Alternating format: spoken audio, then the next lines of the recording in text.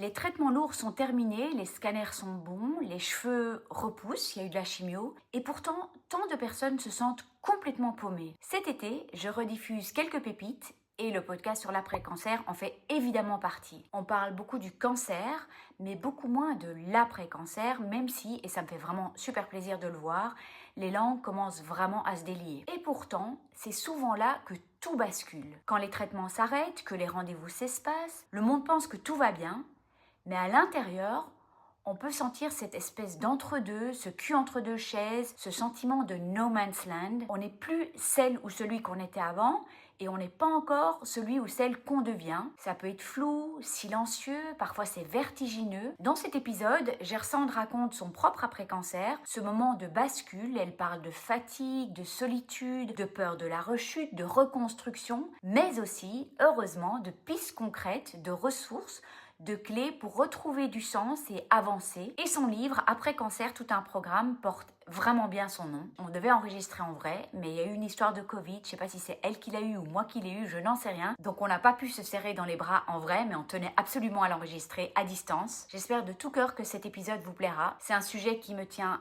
énormément à cœur et dont je parle souvent ici et à travers tous les réseaux. Et je continuerai parce que c'est essentiel. Et j'ai vraiment envie de terminer sur une petite pensée toute douce. Il ne faut pas oublier que l'après-cancer est une chance et je n'oublie jamais les personnes qui ne connaîtront pas cet après-cancer parce qu'elles seront en traitement toute leur vie. Donc j'ai vraiment une pensée toute spéciale pour elles. Je vous souhaite à tous et à toutes une excellente écoute.